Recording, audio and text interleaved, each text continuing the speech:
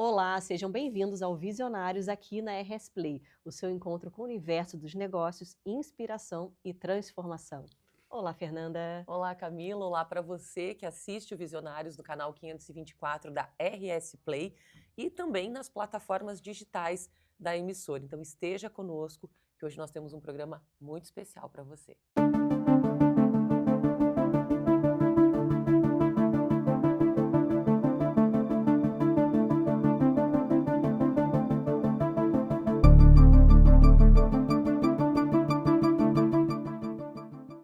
E o nosso convidado de hoje é um jovem líder que une conhecimento técnico e propósito humano na gestão pública. Um gestor que acredita que cuidar das pessoas é a essência do serviço público.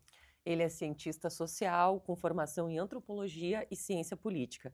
Atuou na rádio por mais de 10 anos e hoje é secretário adjunto de mobilidade urbana de Porto Alegre. Com vocês, Matheus Aires. Matheus, seja bem-vindo aqui no programa. Bem-vindo Uma honra ao recebê-lo. Visionários. Muito obrigado, a alegria é toda minha de poder estar aqui para partilhar um pouco da vida, da história, do presente e do futuro. Exatamente. E para a gente começar a nossa conversa, né? Qual foi o propósito que guiou sua trajetória na Secretaria de Mobilidade Urbana?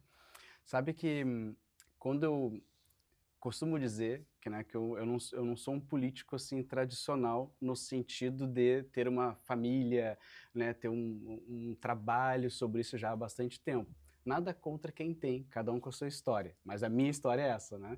Eu trabalhava em rádio, trabalhava também com educação, né? Fui professor, né? Acabei até não partilhando antes com vocês, né, na nossa resenha, né? Mas trabalhei por quase 15 anos dando aula aqui em Porto Alegre, dos Maristas, Champanhar, Ipanema, Rosário e no Colégio Anchieta. Eu dava aula de política. Então, eu falava sobre política e era uma barbada, porque eu falava mal dos políticos. É fácil a falar minha aula agora, era na essa, né? prática A minha aula era agora. essa, era falar sobre o que a política é e como eles são ruins. E trabalhava na rádio também, né? Como vocês disseram agora na apresentação. E aí, um dia, um grupo de amigos se reuniu, assim, naquelas resenhas que a gente faz, assim, né? Churrasco, conversa, brincadeira. E eles, Matheus, cara, você tá preparado, você tem que ir pra política. E eu falei, não, tô fora. Não, tô fora. Tá louco, né? Tudo igual. Jamais. É tudo igual, né? Eu era o cara do sofá, que via televisão, e as barbaridades que aconteciam na política. E pensei, não, isso não é pra mim. Mas vamos. E, inclusive, minha esposa, né, a Renata, que é a minha primeira parceira, assim, minha primeira leitora, primeira amiga, meu Incentivadora. amor, minha amante, tudo junto. A Renata disse, Matheus, vai porque eu tô contigo. Eu falei, bom, então tá. Aí eu fui. E deu o azar que deu certo, né? Na primeira eleição eu fiz 4.000 votos aqui em Porto Alegre, que é bastante, assim, né? Nem eu sabia disso, né? Eu falei assim, 4.000, acho que eu fui bem, né? Mas não, foi muito bem, assim. Dos 600 candidatos, naquela época eu fiquei em 20º da cidade. Muito bom. Então, meu Deus, né? Por uma primeira candidatura, né? Já e não ter um histórico familiar político. Então foi uma surpresa para mim também, né? Claro que eu trabalhei Sim. bastante, contatei bastantes amigos. E aí, quando eu comecei minha atividade na Câmara de Vereadores, né, porque eu fiquei como suplente, o vereador titular virou secretário naquele governo, então eu fui para a Câmara e fui ser vereador, a primeira experiência já. E aí, quando comecei, eu falei, vou escolher meus temas de trabalho. Dignidade da pessoa humana, primeiro, então cuidar das pessoas, né? Essa é uma missão de vida minha. Eu fui cuidado na minha vida, na minha história particular. Quando eu mais precisei, cuidaram de mim. E eu não podia devolver outra coisa diferente para as pessoas, né? Que é cuidar das pessoas. E eu também tenho uma fé, assim, que muito enraizada, assim, né? Com respeito a todas as religiosidades, né?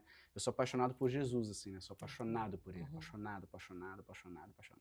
E ele mudou minha história em algum momento, né? Eu conheci ele com 15 anos. Eu não tinha nada de igreja, nada de fé, nada. Mas eu conheci ele e ele transformou minha vida. E ele me ensinou algo muito importante, né? Que o importante é amar. Eu fiquei até emocionada. Esse seu relato. E o que é o amor? Que lindo. O amor é sacrifício. O contrário de que muita gente acha que amor é light, amor é só abraço e sorrisos. É doação. Né? Amor é doação e é decisão. Amor é decisão. E essa decisão ele tomou, se abraçando numa cruz quando ninguém se abraçaria, né? E nem a gente gosta de se abraçar em cruzes, né? Mas enfim, esse amor a Jesus, esse ensinamento dele, de que tenho que me entregar pelos outros. E porque eu fui cuidado, muito cuidado na minha história, muito cuidado, assim, docilmente por pessoas, eu resolvi que minha missão de vida é essa, cuidar das pessoas. E é azar que não concordem com isso, né? E então eu fui trabalhar com a dignidade da pessoa humana. E precisava de um tema também de trabalho social. E a mobilidade urbana está no meu sangue. Meu pai é metroviário. Meu avô é ferroviário. Então, meu avô, lá em Pelotas, colocava trilhos, né, trabalhava colocando trilho. E meu pai trabalhava na bilhetagem da Transurb, aqui em Porto Alegre, foi crescendo e chegou até o gabinete da presidência, um trabalho árduo dele. Então, a mobilidade estava, assim, um pouco no meu sangue, né? E é um tema que eu acho apaixonante, assim, né? Porque está em tudo, né? Calçada, nas vias com os carros, lotações, ônibus, bicicleta, patinete, skate, eu era skatista. Então, tudo isso, sabe, acabou montando em mim o desejo por fazer da mobilidade urbana um lugar de realização e de inspiração, de transformação social. Então, acho que é isso, assim, que me inspira. E é realmente muito inspirador te ouvir falar, porque a gente traz aqui grandes líderes, né, de diferentes áreas. E hoje você está falando do maior líder, pelo menos na minha percepção também, que é Jesus, né, que é uma grande referência. E trazer a história pessoal e conseguir conectar isso com o teu trabalho hoje é realmente inspirador. E você tem uma trajetória aí pela formação em ciências sociais, uma experiência com rádio e TV. E aí eu te pergunto, como esses conhecimentos, todo esse know-how, te facilita hoje a vida diante da secretaria, coordenando a cidade de Porto Alegre? Eu era um jovenzinho do ensino médio, né? Graças a Deus, consegui uma bolsa, sou de colégio público. No colégio público, em algum momento, a direção chamou e falou assim para meus pais, porque eu disse que 14, 15 anos tem uma mudança na minha vida. A escola chamou meus pais e disse assim, tire o Matheus daqui, porque vai dar errado. Diversas situações minhas da escola. E aí eles resolveram tirar, mas não tinham condições de colocar naquela época, né? Num colégio assim particular, bom, grande e tal. E aí conseguiu num colégio de freiras chamado Nossa Senhora de Lourdes, que já fechou as portas, eu não tenho nada a ver com isso, mas eles conseguiram uma bolsa para mim lá e eu fui estudar lá. Tudo bem, lá no ensino médio, aquele cabeça assim, o que eu vou fazer na minha vida, né? Vou ser psicólogo. Não, vou ser advogado. Não, vou ser engenheiro, vou ser arquiteto. Quer saber? Eu vou ler a ementa de todos os cursos que existem em Porto Alegre. Então eu fui na URGS, na PUC, na Unicinos, peguei todas peguei todas as minutas, né, das diferentes faculdades que existiam, eu li todas em casa. Eu me lembro que eu imprimi, fiz uma pasta preta e eu lia todas, administração, todas. Aí o que eu pensei? Meu Deus, eu gosto de tanta coisa, isso que eu vou fazer? Eu vou escolher aquilo que eu sou muito ruim. Então eu sou ruim em matemática, química, física, eu sou ruim nisso. Eu falei, vou tirar tudo. Eu tirei todas as folhinhas das pastas em matérias que tinham essas disciplinas. Aí sobrou lá umas 20. Falei, tá, essas 20 agora, o que eu vou fazer? Aí eu olhei, eu vou tirar as que eu não gostei do nome. Aí tirei as que eu não gostava do nome. Foi por eliminação. Aí sobrou umas 5. A ciência social, psicologia, serviço social, sociologia, ciências sociais, né? Eu falei, meu Deus, acho que eu vou fazer isso. Aí estudei, né, enfim, né, passei numa universidade. E quando eu passei na universidade, um querido amigo, eu era contador de histórias também, né? Eu trabalhei numa livraria aqui no centro. E aí cheguei pro meu chefe e falei assim, cara, a gente tá vendendo pouco. Para vender mais, a gente tem que contar a história para as crianças e para os pais. Ele disse, mas tu sabe fazer isso? Eu falei, eu sei tocar violão, por causa da igreja, né? Aí eu peguei o violão e comecei a fazer horas do conto. Só que foi um sucesso. Eu era, assim, um dos únicos homens, meninos, né, que faziam, que normalmente é a mulher que conta a história, né? E é muito divertido, assim, então eu enlouquecia com as crianças, pulava, gritava, contava história, bem engraçado, assim, bem engraçado. E aí comecei a trabalhar com isso. E comecei em todas as escolas de Porto Alegre. Eu cobrava R$15 a hora do conto. R$15 na época, eu me lembro direitinho, né? Hoje o cachê é bem mais alto do que isso, assim, nem incomparável. Mas eu cobrava R$15. Aí eu fazia uma atividade, entrava uma outra pessoa, a gente conversava, quanto é que tu cobra teu cachê? R$400, R$500. Eu falei, meu Deus, tem alguma coisa errada comigo. Mas eu fazia. E fui fazendo, e foi me abrindo portas. Eu viajei para 60 municípios no Rio Grande do Sul contando histórias. Olha só. Isso me abriu 2 portas. A rádio e a escola. O diretor da escola, Marista Ipanema Ibanor, grande amigo, hoje é grande amigo, na época me chamou. Matheus, eu te vi contando história aqui. E a minha história foi pro ensino médio. Era Machado de Assis, Dom Casmurro. E aí ele assim pra mim, cara, eu vi que tu misturou umas coisas da tua vida e a gurizada enlouqueceu, te amou. Não quer dar aula aqui? Eu falei, olha, eu tô entrando na faculdade de Ciências Sociais, né? Posso dar aula de Sociologia? Ele, não, Sociologia não dá, porque tem que estar formado. Eu falei, mas o que E eu falei, o que eu posso ajudar ele? Eu estou abrindo uma disciplina nova de empreendedorismo. Muito. Tu quer dar aula de empreendedorismo? Eu falei, pode ser, o que eu tenho que fazer? Ele, conta a tua história. E aí, claro que não foi só isso, né? Aí eu me especializei um pouquinho, assim, e comecei a dar aula de empreendedorismo, e a sociologia foi me acompanhando. E por que eu me apaixonei pela sociologia? Porque ela, e a antropologia, porque ela estuda o homem, né, o indivíduo, né, na sociedade, mas também em relação a si mesmo. Então é uma espécie de psicologia social. E tu começa a compreender, através das crenças, da cultura, da forma de enxergar o mundo da pessoa, como ela se comporta. Então, se eu conheço as pessoas, o que elas gostam de fazer e viver, eu consigo encontrar um tema para a gente se conectar. Já sei um dos teus temas agora. E esse pode ser uma conexão nossa. Claro. Eu sei um tema teu também, né, da tua vida particular. Então, é uma forma de nos conectar. Então, é uma forma verdadeira da gente se conectar com as pessoas e ajudá-las a encontrar o seu sentido da vida.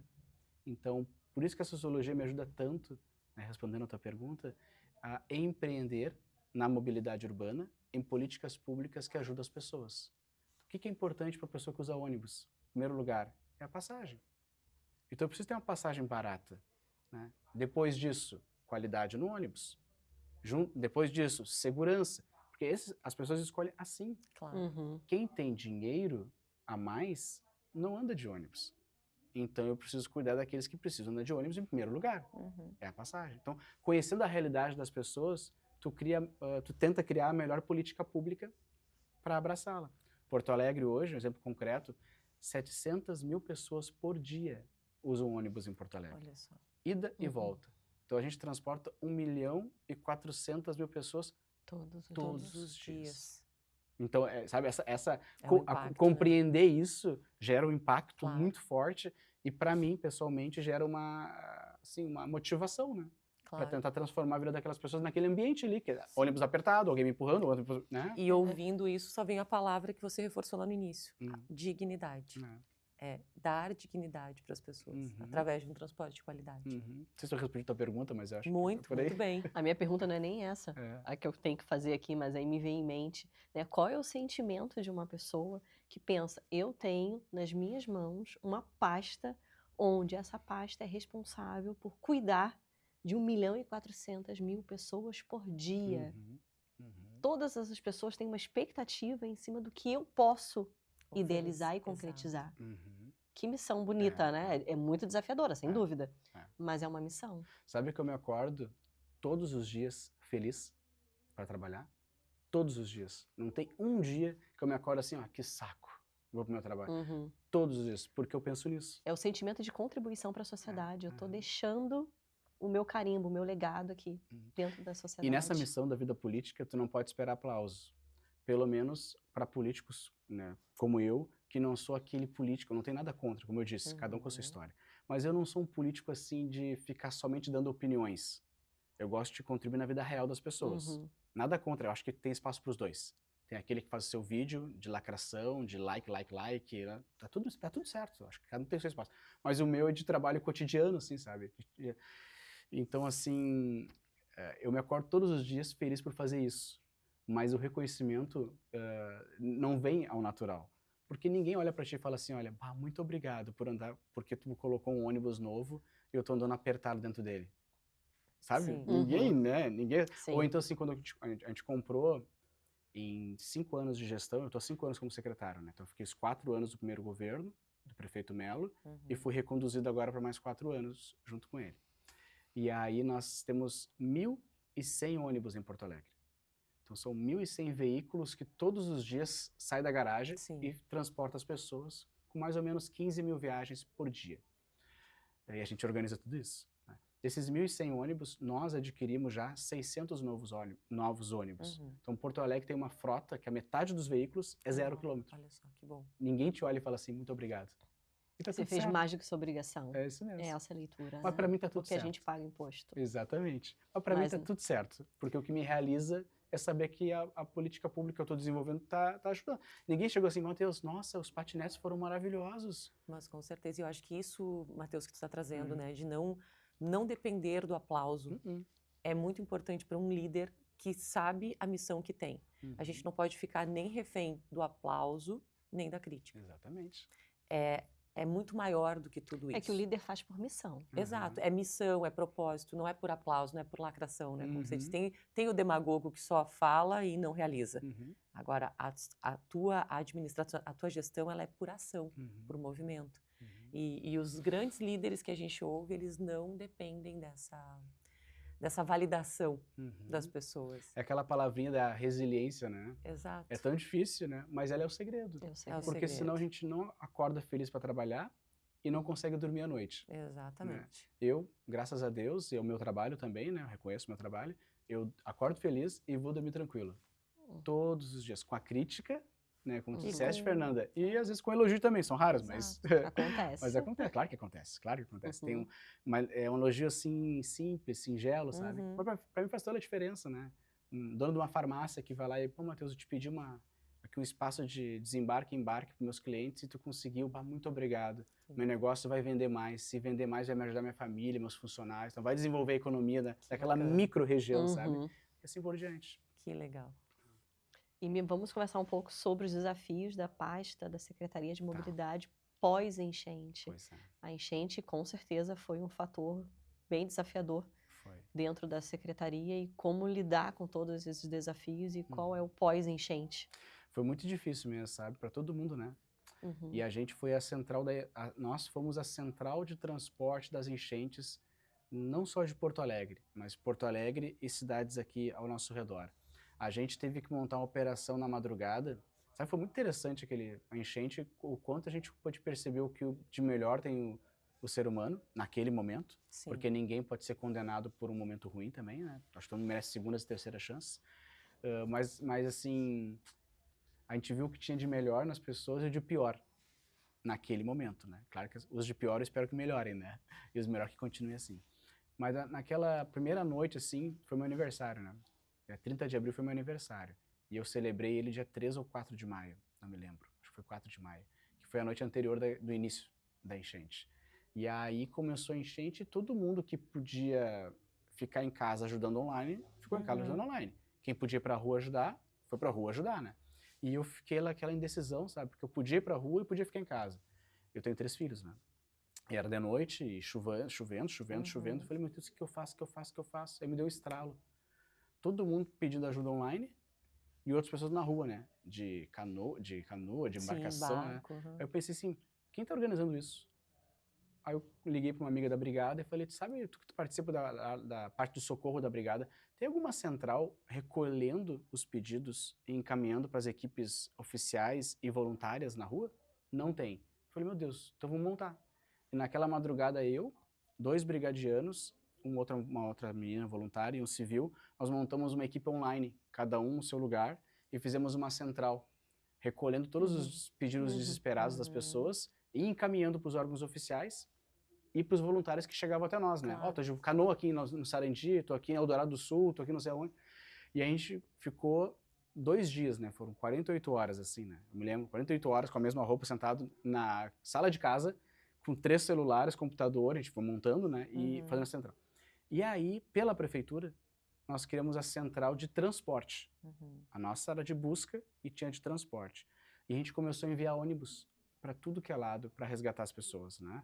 E porque as pessoas saíam da sua casa, né, infelizmente, né, com uma outra roupa, uma sacola e tal, e não tinha para onde ir, né?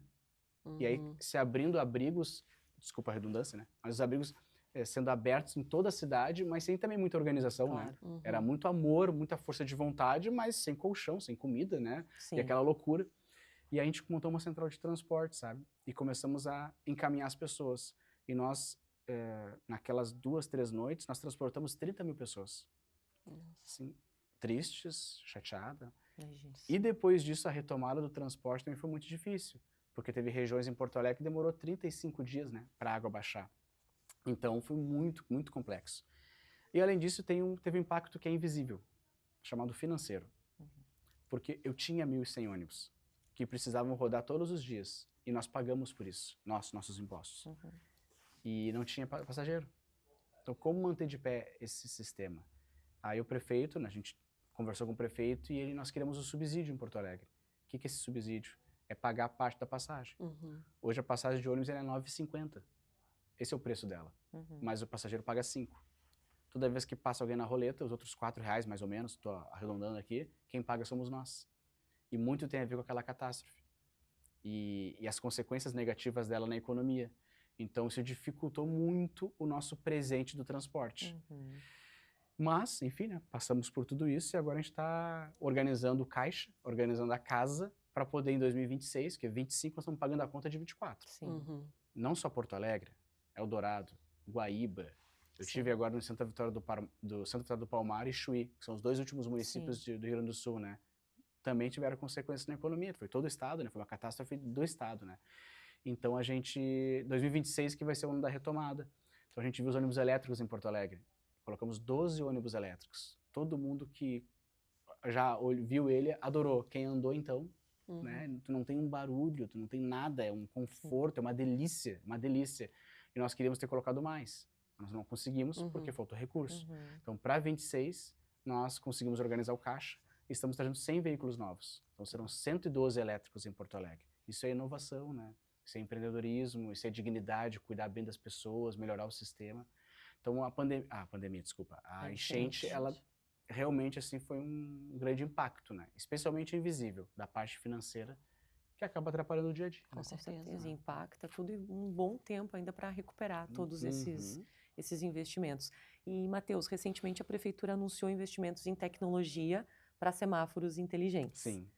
Como esse tipo de inovação pode transformar a mobilidade aqui da nossa cidade? Perfeito, e excelente pergunta também. Foi o caos do dia. Quando saiu isso, né, na imprensa, assim, né, meu Deus, eles vão colocar, vão multar. É sempre assim que se pensa, né? Mas não é. O primeiro motivo que a gente está colocando esses equipamentos, na verdade, eles já existem, né?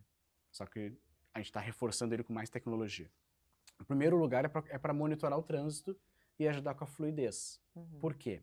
Porque são 15 pontos. Esses 15 pontos em Porto Alegre, ao longo do dia, são os pontos que mais tem tranqueira. São os pontos em que o abençoado lá olha o amarelinho pro vermelho e vai com o carro. Mas quando está cruzando a Ipiranga, dá um vermelho do outro lado, ele fica no meio da Ipiranga.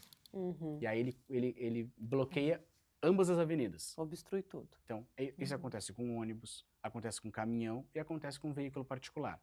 Ou então, o outro abençoado lá, ou uma abençoada, tá chegando, fica vermelho, fica lá em cima da faixa de segurança. E aí o pedestre não consegue ultrapassar, não consegue atravessar. Essa é uma realidade em Porto Alegre. Além disso, são nestes pontos que nós temos o maior número de acidentes. No ano passado, aproximadamente, aqui eu acho que eu vou errar o número, então eu vou aproximar e vou colocar um pouquinho para baixo para não errar. 80 famílias passaram o Natal sem um familiar, porque foi morto no trânsito, ou morreu no trânsito, né? 80 famílias. Eu sempre gosto de usar essa imagem do Natal porque ele é muito significativo, né? Normalmente é quando as famílias se reúnem, sentam na mesa, né? A mesa é o metro quadrado mais caro do mundo, né? É onde os nossos amados se reúnem. Esse é o metro quadrado mais caro do mundo, é a mesa. E na mesa do Natal faltou uma pessoa. Como explicar para essa pessoa que a morte do seu querido poderia ter sido evitado se seguisse minimamente a regra do trânsito? Não tem explicação. Tu não consegue. É fácil falar entre nós aqui. Mas, eu não sei se vocês tiveram alguma perda, mas quem tem essa perda, nada que tu diga vai ajudar. Então, o que eu posso fazer como poder público? Criar ferramentas para que outras famílias não passem por isso. Então, ao longo do dia, esses 15 pontos é onde tem mais acidente e é onde tem mais tranqueira. A colocação desses equipamentos de tecnologia é para monitorar e para dizer pro motorista, eu estou te olhando, eu estou te observando. Lembra da regra. Então o equipamento está ali para lembrar a pessoa da regra. E não é só o equipamento, vai uma placa gigantesca dizendo... Você está sendo filmado. Exatamente. É isso? Exatamente. Estamos te filmando, estamos te olhando. Bom, então toca o alarme. Te vi. Exatamente. O que basta fazer quem está dirigindo? Respeitar aquela regra. Se respeitar a regra, não vai ter nenhum problema. Claro. Agora, se não respeitar, esses 15 pontos vão multar. Se ultrapassar no vermelho durante o dia ou passar com velocidade acima do permitido. É muito simples, muito simples. Ah, Matheus, mas aí como é que faz à noite, que é perigoso? A regra continua como já é. É que ninguém fala porque já passou um tempo. Mas hoje a regra já é assim. A partir das 23 horas já não há autuação eletrônica. para quem passa no Claro. sinal vermelho. Claro que isso não pode ser uma motivação, né? Bom, tá vermelho, então eu vou passar reto. Ou então eu vi nos comentários no Instagram lá assim, ah, mas se é assim, por que que não deixa amarelo piscante? Ora, porque pode vir trânsito do outro lado. Claro. Então tu tem que ter uma mínima organização. Então esses equipamentos é para monitorar, é para cuidar e, se precisar, autuar. Mas é esse se precisar. Não é o equipamento que multa sozinho. É a pessoa que infringe a lei e, por infringir a lei, recebe a multa. Inclusive eu, como secretário, né? Vocês como referências, né? Então, cada um de nós, né? Então é isso. Então é para melhorar a cidade. Perfeito. E, Matheus, eu observo muito nas tuas redes sociais que você é uma pessoa muito ativa, presente. Você vai nos lugares, você conversa com a sociedade, e aí você trouxe a fala da escuta ativa. Me fale um pouco do seu estilo de liderança na sua política. Bom, realmente eu sou meio chato, assim, sabe? Eu gosto de ver a demanda com meus próprios olhos. Eu observo, você está lá no lugar, conversando com as pessoas, você é uma pessoa acessível. Porque, assim, as pessoas querem ser escutadas. Quando alguém faz uma crítica, a Fernanda falava sobre isso antes, né? Ou um elogio, né? Quando fala, é porque ela está querendo ser escutada. Então, a minha obrigação, como empregado que sou do público, é escutar as pessoas. Então, eu gosto de ir lá, escutar, ver a situação e tentar até resolver na hora, de forma criativa, aquela situação. Então, a escutativa é chegar e escutar, então, ouvir. Ouvir vem do latim obediere, que significa obedecer. Então, ouvir é obedecer. Então, eu vou lá para escutar, para ouvir, do verbo, né? Movimentação. Então, eu movimento até a pessoa para obedecer lá. Bom, ouvindo, eu trago a parte técnica. É possível? Não é possível? Tem dinheiro? Não tem dinheiro? Vamos fazer? Não vamos fazer? E dou sim, e principalmente dou um não. E as pessoas, por incrível que pareça, adoram receber nem que seja um não. Porque o cidadão está acostumado a receber nada do governo ou dos políticos. Nada. É isso. O nosso costume como cidadão é receber nenhum retorno. Então, essa escutativa é fundamental. Escutar e dar o retorno, dar a resposta. E realmente, assim, eu acho que faz muita diferença tu ir lá na casa da pessoa, tomar um café com ela, ou ir na rua, escutar ela me xingar, não eu, né? Porque eu sei que não é pra mim, a pessoa nem me conhece, né? Mas xingar a situação que tá acontecendo ali, né? A água que não para de jorrar, a parada de ônibus que não tem banco, isso, são tantas coisas. Então, é isso, é escutar para obedecer. Com certeza. E resolver, se dentro do possível, dentro do possível resolver. Com certeza temos muitos assuntos para explorar ainda. A gente faz um rápido intervalo e volta logo mais com visionários para vocês. Não saia daí.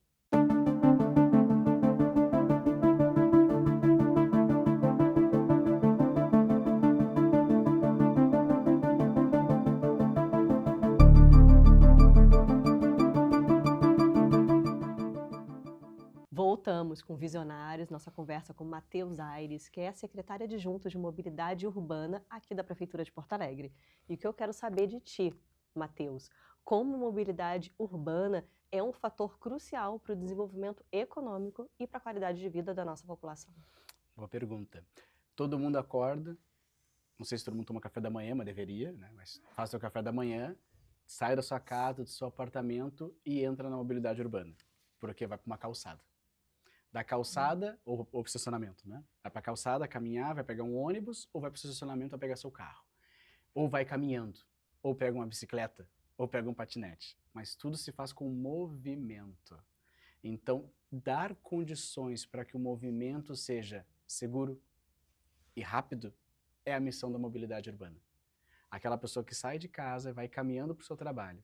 Ter uma boa calçada, e calçada é um tema de trabalho da minha secretaria, da nossa secretaria, é uma equipe que faz a coisa acontecer, né? Então, ter uma calçada de qualidade, com fiscalização e obra, né, faz parte da nossa missão. A pessoa chegar com segurança, caminhando no seu trabalho, ou para comprar o pãozinho no meio do caminho. Mesma coisa no ônibus, né? Então, a pessoa vai sair, vai se transportar com ônibus, com táxi, aplicativo, lotação, qualquer um desses modais, também são organizados e fiscalizados por nós, Secretaria de Mobilidade Urbana. Qual é a nossa missão? Tentar buscar dar fluidez, segurança, rapidez, conforto, para que as pessoas possam ir e voltar. E esse conforto, essa agilidade, essa rapidez, essa segurança é o que gera condições para que a gente trabalhe bem. Então, a gente chegou aqui no estúdio né, a gente veio de algum lugar. Sim. Ou viemos caminhando, ou viemos de ônibus, ou viemos de carro, ou aplicativo, enfim, não, ou Uber, ou Sim. 99, que seja. Então, essa nossa vinda para cá com segurança e rapidez é o que gera conforto para que a gente compre o horário, né, aqui do programa Visionários. E isso é para tudo, né? É para ir num supermercado, é para ir visitar alguém. Então, a mobilidade urbana, essa política pública, se a gente consegue essa nossa missão, dar conforto, segurança, rapidez, agilidade, ela faz com que a roda da vida gire. A roda do social, da cultura do encontro, né? Porque, do lazer, do encontrar-se, do descansar e do trabalho. Porque, obviamente, o funcionário, o trabalhador, que chega com mais rapidez no seu trabalho, né, no seu serviço, e volta para casa também, ele vai render mais, porque ele vai estar melhor. Claro. E rendendo mais, aí gira a outra roda, que é a da economia. Então, a mobilidade urbana, inclusive, é um atraso, não de Porto Alegre, mas do Brasil. É uma política pública tão importante quanto segurança, educação e saúde. Aliás, nenhuma dessas três funciona sem mobilidade urbana. Nenhuma emergência que a SAMU vai atender funciona bem se não houver condições nas vias para que a SAMU possa transitar. Exemplo concreto, todo mundo que mora numa via com alta velocidade quer um quebra-mola. Até precisar de uma SAMU. Até precisar de ser acolhido pelo brigadiano ou pelo policial civil numa ocorrência. Ou no bombeiros para chegar e apagar um incêndio, né? O quebra-molas atrapalha. E essa é uma questão muito simples que eu estou trazendo aqui, assim, até um papo que pode parecer até chato, né? Quebra-mola. Mas é essencial para que a Secretaria de Mobilidade faça uma boa análise se naquela ruazinha o melhor é ter um quebra-mola ou não. Porque se naquela rua a gente tem uma quantidade de moradores mais idosos, a chance de uma ambulância ir para lá é muito maior. Muito importante. Do que numa avenida que tem mais jovens, ou seja, por exemplo, aqui onde funcionam os estúdios aqui da RS Play. Aqui é muito comercial, é muito empresarial. Então, é uma dinâmica diferente, uma dinâmica diferente, né? Do que a ruazinha Visconde do Herval, do bairro Menino Deus, onde mora um monte de pessoas com mais idade. Então, essa noção que nós, tecnicamente, temos que ter dentro da mobilidade urbana faz toda a diferença na vida da pessoa. Então, ela faz a roda girar do lazer, da economia, da saúde, da educação e da segurança. Então, ela é um tema essencial, que ainda, infelizmente, não é visto por nós, gestores públicos, como a prioridade que deveria ser vista. Porque ainda temos, assim, aquele olhar meio que até viciado de que o mais importante é a saúde, o mais importante é a educação. É importante, é muito importante. Claro. Mas, no mesmo nível, é a mobilidade urbana. Porque sem mobilidade, tu não faz uma boa educação. O professor não chega no horário, o professor não tem onde estacionar seu carro. Vejam só, tu monta uma escola para atender lá uma comunidade. E tu coloca lá um grupo de professores, exemplo, 20 professores. E dentro do exemplo, os 20 têm carro. E eu não organizo um lugar para eles estacionar. Que professor vai querer trabalhar nessa escola? Se ele é um funcionário público municipal, ele não vai querer trabalhar nessa escola municipal. Se ele é um servidor público estadual, ele não vai querer trabalhar lá. E se ele é da iniciativa privada, ele vai fazer entrevista em outras escolas. Porque ele não vai querer trabalhar num lugar onde não pode estacionar seu carro. E está tudo certo. A mobilidade urbana ajuda a resolver isso. Com um estudo e avaliação onde são os melhores lugares, não para estacionar. Olha só, aí que está o segredo. Mas para onde abrir a escola. Porque tu não tem que montar a escola e depois resolver a mobilidade. Tu tem que olhar segurança, saúde, educação e mobilidade antes de instalar ali o equipamento público, né? Para dar um exemplo concreto. Sim. É um trabalho invisível. Invisível e tão importante, né? Ou te ouvindo e essencial, dizendo, realmente, permeia. Tudo isso é muito importante para que tudo gire, de fato, e passa despercebido. Fundamental isso. E, Matheus, antes da gestão pública, você já estava envolvido, participou de diversas lideranças sociais e políticas. Como essas experiências moldaram hoje o teu estilo de liderança, que é um líder mais participativo, de ação, de estar onde as coisas acontecem? Sabe que quando eu tinha uns 14, 15 anos, acho que a gente falou sobre isso, não sei se foi na resenha ou foi aqui no ao vivo, tá? Mas eu tinha uns 14, 15 anos, assim, a minha vida era bacana, mas não era o que eu gostava.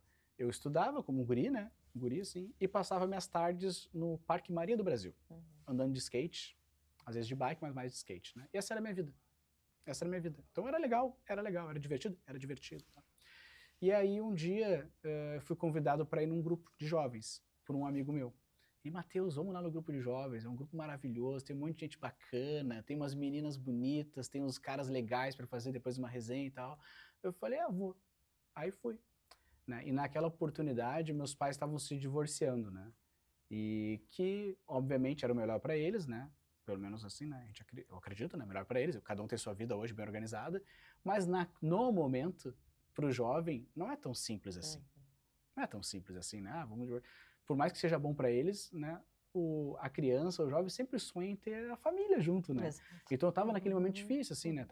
Estudava, ia mal na escola, de tarde ficava com companhias não tão agradáveis, fazendo coisas não tão agradáveis, e tinha essa questão familiar, tudo isso junto, né?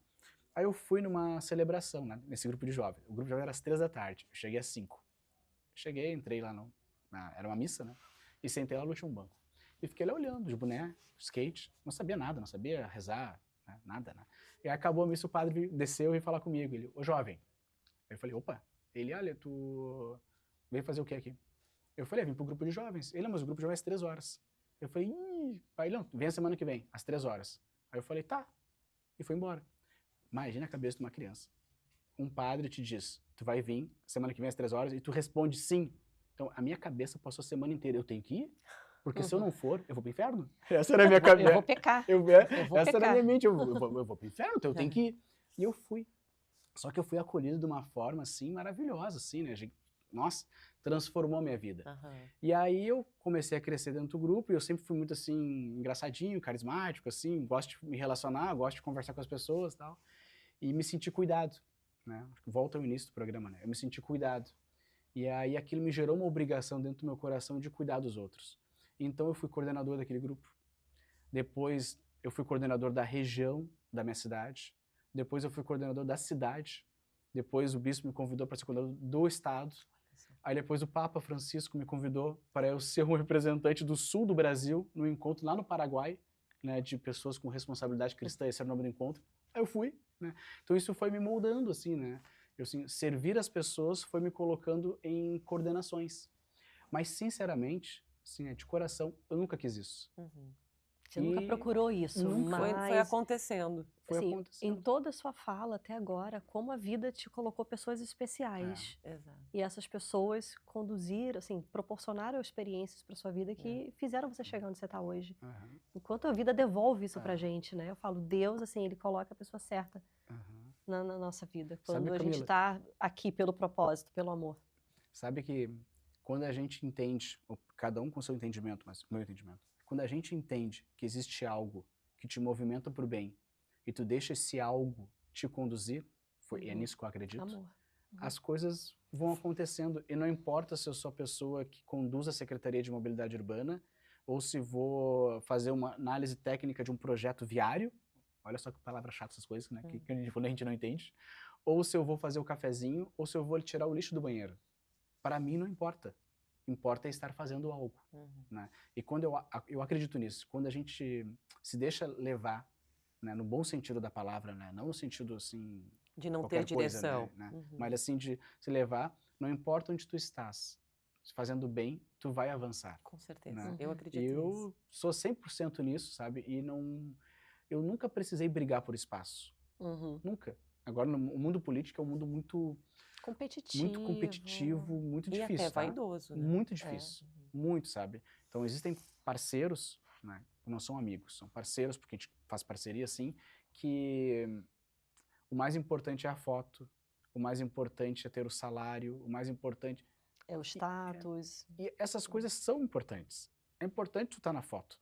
É importante ter um recurso para, né, pagar suas contas e fazer suas viagens. Não é só pagar as contas. Todo mundo tem que querer pagar a conta para fazer viagem também, né? Se divertir, ter lazer. Só que quando a gente se escraviza nisso, a gente se torna, como a palavra diz, escravo. Então tu faz de tudo. Tu faz de tudo para se manter nesse lugar. Você se perde no caminho e não foca no propósito. E vai chegar um momento que tu vai ficar sozinho ou sozinha. E aí, o que fazer? Quando tu não olha pro lado e não tem ninguém para te acompanhar, né? Então, eu acredito muito no inverso disso. né? Eu acredito que o servir, deixar se conduzir pelas coisas boas, abrem portas, né? E assim, acreditar é um ato de fé. Não estou falando de fé religiosa aqui. Estou falando só de acreditar. Fé, independente. É fé. Fé. E fé é prosseguir naquilo que a gente não consegue enxergar. Exatamente. Então, às 13h42 da manhã, meu filho, o número 3, o Miguel, chora e chama papai. Né? É um ato de fé. Eu levantar no frio e ir lá acolher ele. Porque eu não quero. Eu não faço assim às 13h42 da manhã. Uhul, que coisa boa, ele me chamou. E agora eu vou lá atender ele e vou fazer um colinho. Meu Deus, que coisa boa, vou fazer uma selfie. Não. Né? Eu falo, não quero ir. Espero um minutinho pra ver se ele vai sozinho. Não vai. Eu levanto chateado, bato com o dedinho na porta e vou, e pego e fico assim, ó. Mas a partir do que eu peguei, aí virou fé, né? Virou acreditar que é o melhor pra ele. Então eu derramo amor ali, né? E não eu, não. Os pais, as mães, os irmãos, os avós, os avós. Então, é isso que resolve, né? E você falando isso, um filho, né? Quando você abraça um filho, o sentimento de ele está depositando uma confiança em mim, ele me ama, sou eu que vou acalmá-lo, sou eu que vou educá-lo, e essa pessoa é a pessoa que eu estou deixando para a sociedade. Então, se eu tenho um desejo de uma sociedade melhor, é através daquele serzinho que eu estou educando que eu vou entregar isso para a sociedade. Então, esse acolhimento, sabe? Às vezes a Isabela, ela faz isso, mãe, eu vou lá. Aí ela vê que eu chego lá, tipo assim, essa hora tá me chamando. Ela olha pra mim, que ela é bem esperta. Só queria falar que te amo, mãe. Obrigada. É isso. É isso mesmo. É isso. E eu sei que eu tô plantando a minha sementinha através deles. E eu acredito muito que se a gente faz esse ato de fé, de plantar essas sementinhas, né, dessa visão, visionários, né, dessa visão, as coisas vão acontecer, né? E elas vão acontecer de forma natural, porque existe, aí a crença, né? Existe o bem, e o bem, ele vai vencer o mal sempre. O mal, às vezes, pode até parecer que está prevalecendo, mas o bem sempre prevalece, né? E tem que acreditar nisso, isso é fé, né? Eu acredito forte, corajoso. Sabe o que eu tô vendo agora? Até acho que se você conseguisse entrevistar lá alguém dele, seria muito legal, porque o programa de vocês é muito bacana, assim, nesse sentido, assim, de pegar uns conteúdos tão, assim, a vida das pessoas, né? Parabéns pelo programa. Mas se você conseguir entrevistar alguém do The Chosen, um dos atores da série The Chosen,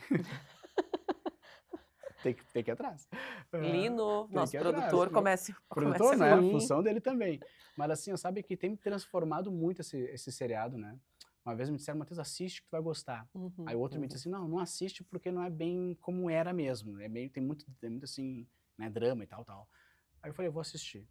Eu tenho assistido, né? E é incrível, eu até fico como sugestão aqui, como sugestão conceitual, técnica, nem é emocional, para os telespectadores aqui do programa. O The Chosen, ele é um programa que parece ser sobre Jesus, mas não é. Ele é sobre os escolhidos. E os escolhidos da série não é Jesus. Porque ele não foi escolhido, ele é. Os escolhidos são os discípulos.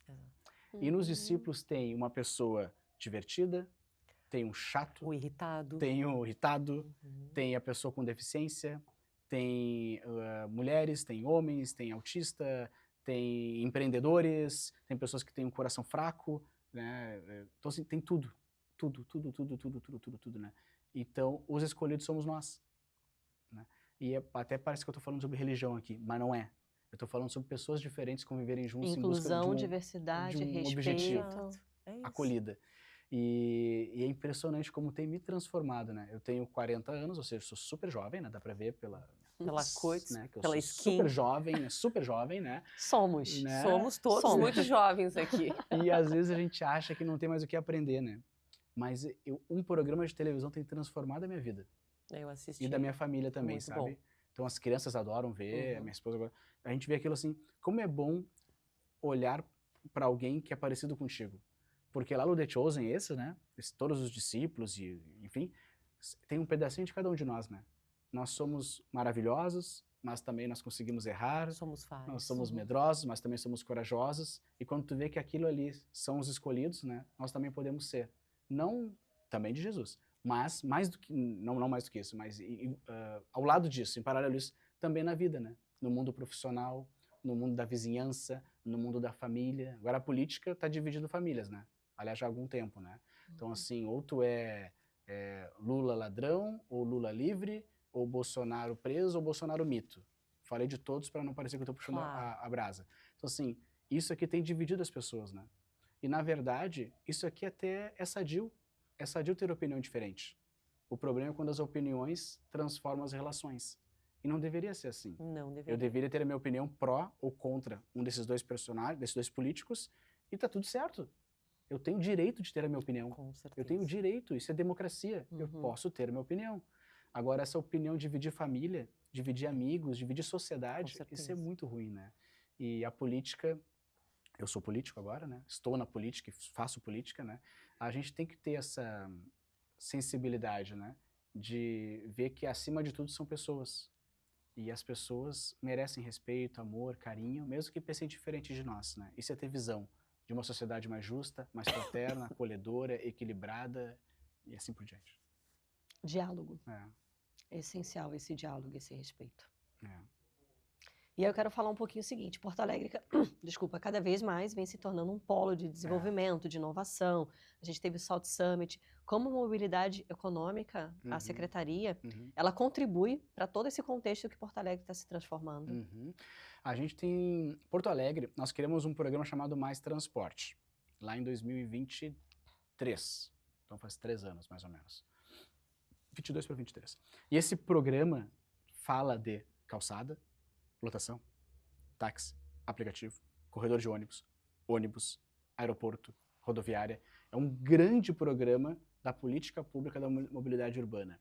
E nós, então, investimos muito pesado, por exemplo, subsídio na tarifa, para a tarifa ser mais barata, comprando o ônibus novo, desburocratizando o acesso do taxista ao táxi, melhorando o diálogo com os aplicativos, que é um sistema não regulamentado, porque não está regulamentado ainda, não tem regras, a gente não consegue fiscalizar direito, mas nós melhoramos o diálogo.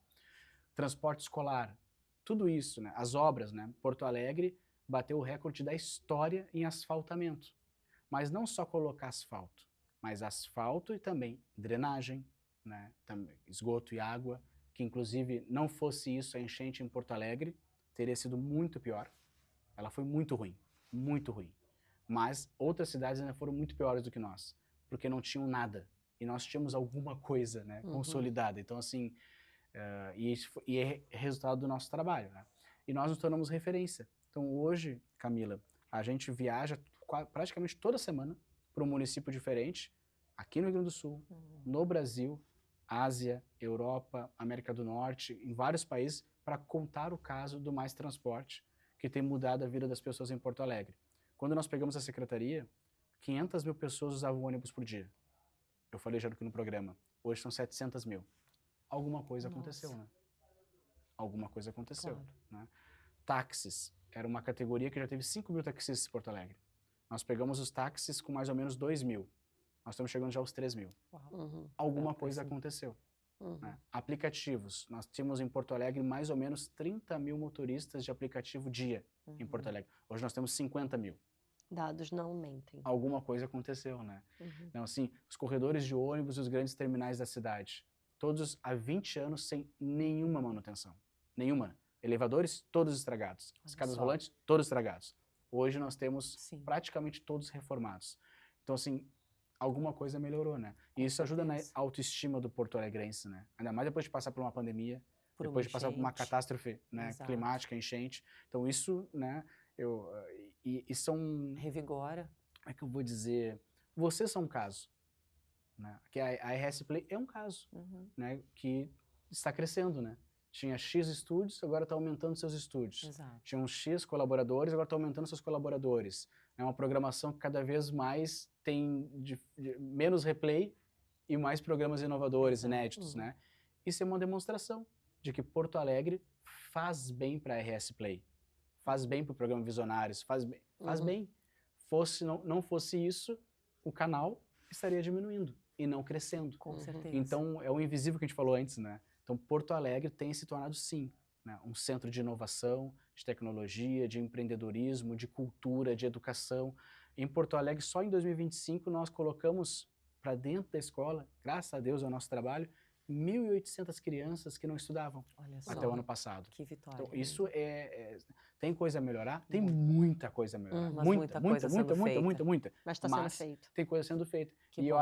eu tô até aqui, como é que eu vou dizer assim, tô até puxando a brasa pro nosso assado, né? Quando eu uso o exemplo da RS Play, né? É um exemplo disso.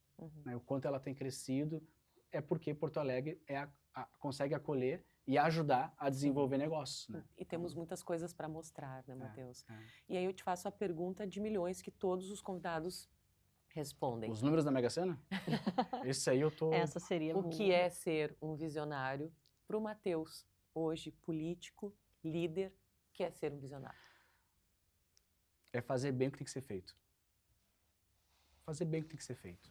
Então, cuidar das pessoas, amando-as do jeito que elas estão e tentando ajudar, contribuir para que elas vão mais além. E cuidar das pessoas é cuidar da economia. Cuidar das pessoas é cuidar da educação. É cuidar do clima. É cuidar da inclusão. É cuidar das pessoas. Então, na minha visão, ser visionário é fazer bem aquilo que tem que ser bem feito até o final.